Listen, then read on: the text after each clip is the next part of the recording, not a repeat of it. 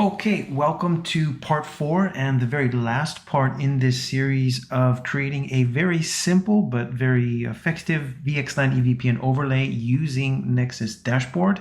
So where we last left off, we had discovered our fabric, we had configured the VXLAN overlay, then we went on into connecting physical things to the fabric, building VRFs, assigning subnets, doing all this stuff, connecting it up and showing some vCenter configuration because I'm using VMs, and then pinging. So here we are in the very last step.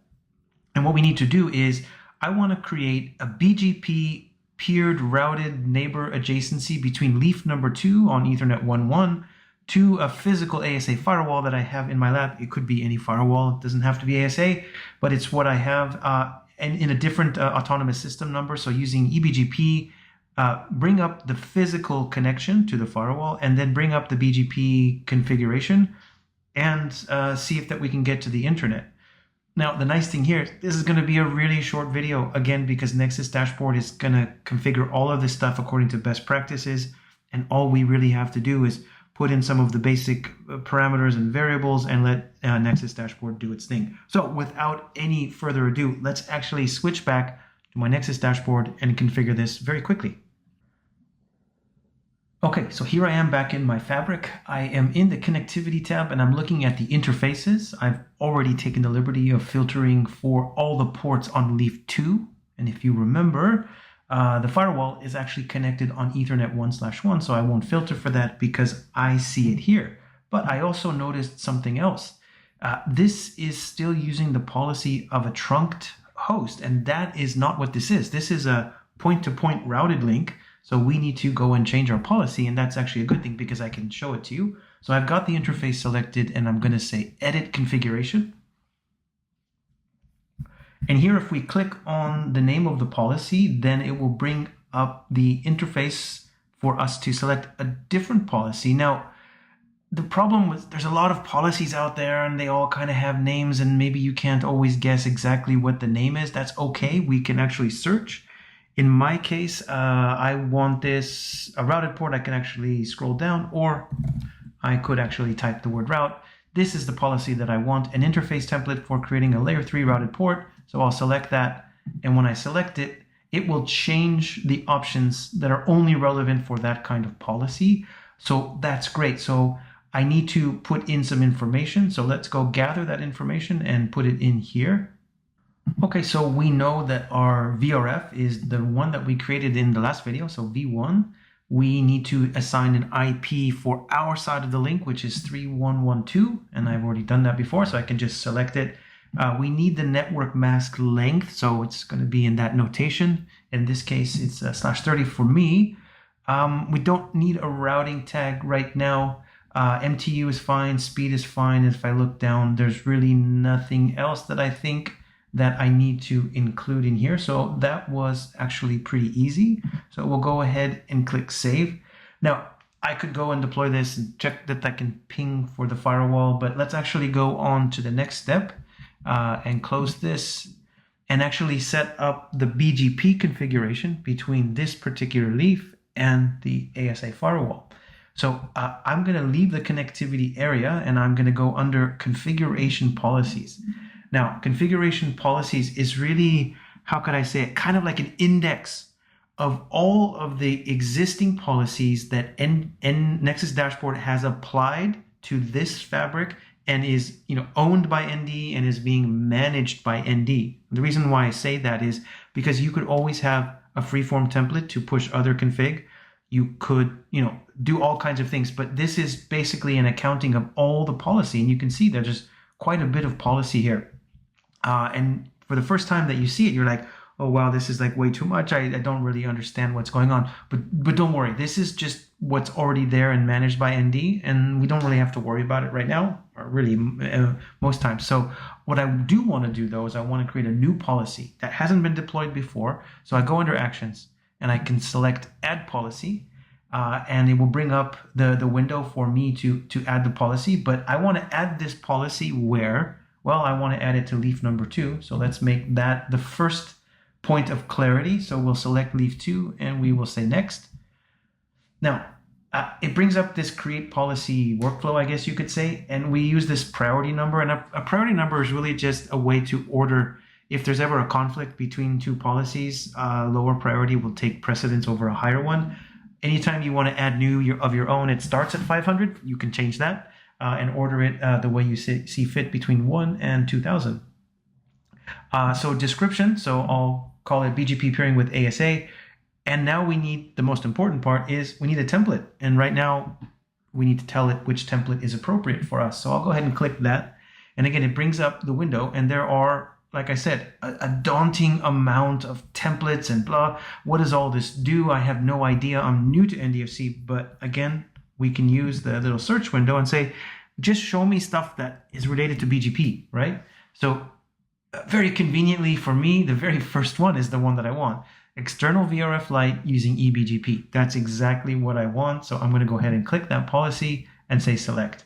And then of course you will see now it will only display to me the relevant attributes that that policy needs to make this successful. And you can see it's a pretty short list. So again, here we'll say VRF is V1. The description we don't need. Local AS number. Now, if you remember from the diagram that I've been using throughout these videos, I chose a single AS number to represent my VXLAN EVPN fabric, and it happens to be 65,005. My neighbor IPv4 address, so what is the address of the firewall on the other end of the link, and it happens to be 3.1.1.1, and again, it's in the diagram. And then because this is eBGP, it expects that my neighbor will have, a different AS number. And in my diagram, we will recall that the AS number is 65,004. Of course, we could do neighbor passwords and all that stuff. But again, I'm keeping it simple. Just want a basic BGP connection over my routed link that I set up in the step before. So I'm going to go ahead and click save. And then what I'll do is I'll switch over to the firewall, and let's see if we can actually establish connectivity. We'll check our BGP neighbor adjacencies. But before we do that, of course, we need one more step. And we can't ever forget that all we've done is create policy, but it doesn't live anywhere yet until we go to recalculate and deploy. We've been here before. We know what recalculate and deploy does. So I'm going to go ahead and kind of fast forward the video once that's all said and done. So, okay, now that we've deployed the config, you can see in the background that that's happened. I've brought up the consoles of my firewall here, and I just wanted to just check a couple of things. If we say show IP address, we can see that the interface named inside is at the address that we expect, 3111.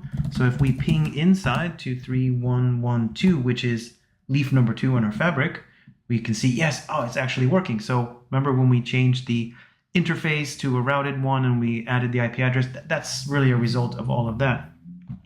So if I say show BGP summary, I think, yes, we can see that our neighbor adjacency is been up for about 5 minutes now, and we're sending messages. We've actually received some prefixes as well. So let's actually look at the route table here, and we can actually see these last 4 routes here learned from BGP. And if you remember, we've got our network, and we've got actually some host routes as well.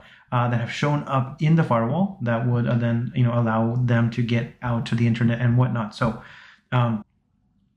let's actually look at this neighbor adjacency from the other side. So I've opened a connection to leaf number 2, and if I say show IP route VRF V1, we can see that we've learned all of the things that we needed to learn here for us to reach the outside world.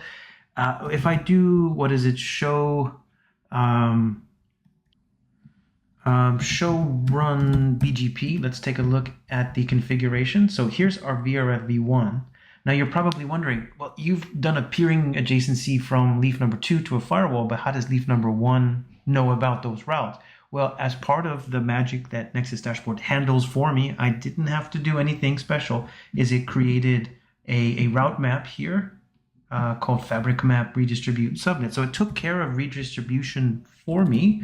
And if I show that route map, you can see that it's matching tag 1, 2, 3, 4, 5. Okay, it set that up for me. I didn't pick that. So if we say show run interface VLAN 2300, you will see that when it created that SVI, it actually also added the tag for us. So again, everything's handled for us, right? So the last test, I suppose, would be to go back to my VMs and make sure that those VMs can now, let's say, reach the internet. So let's go ahead and check that.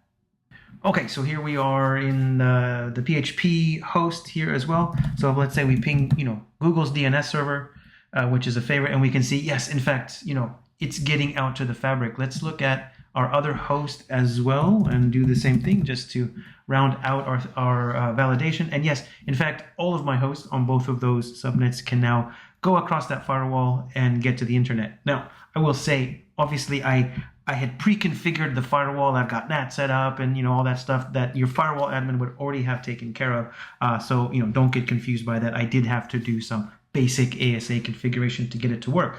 But really, that's it.